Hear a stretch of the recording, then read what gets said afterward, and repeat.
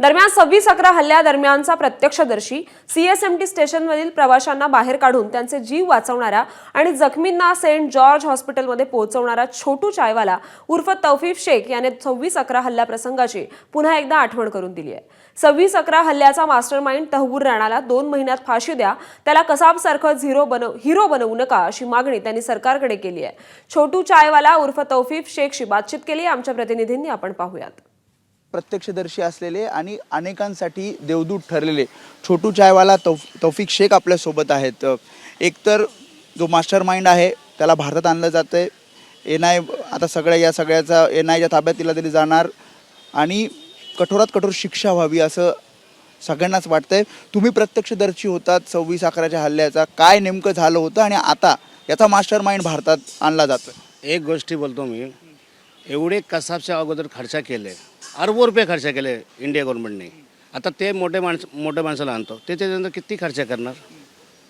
मैं क्या बोलता हूँ इंडिया गवर्नमेंट से और उच्च न्यायालय से, कोर्ट से, राष्ट्रपति से, मोदी जी से, कि आज के दिन उसको लाया जा रहा है, करोड़ रुपये खर्चा वेस्ट हो रहा है, इंडिया का पैसा है। वो क्या यहाँ का दामाद है या यहाँ का कुछ लगता है, मेहमान है। तुमचं म्हणणं काय मग? 2 दिवस या 2 महिन्याच्या आतमध्ये तिला फाशी द्या, सरेआम गोली मारा।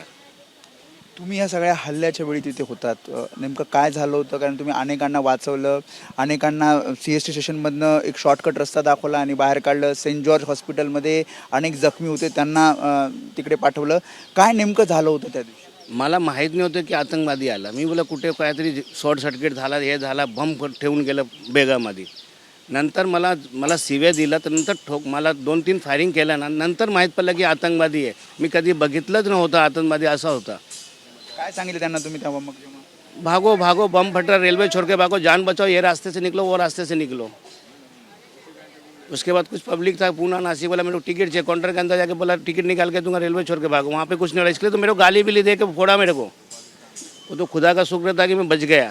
फॅसिलिटीज न देता 2 महिन्याच्या आत त्याला फाशीवर चढवावं हीच खरं ते मागणी करतात। आणि जो काही प्रसंग होता 26/11च्या हल्ल्याचा, तो प्रसंगसुद्धा त्यांनी आपल्यासोबत संवाद साधताना सांगितला। कॅमेरामॅन सचिन शिंदेसह मी वेदांत नेप, ABP माझा, मुंबई। ABP माझा, उघडा डोळे बघा नीट।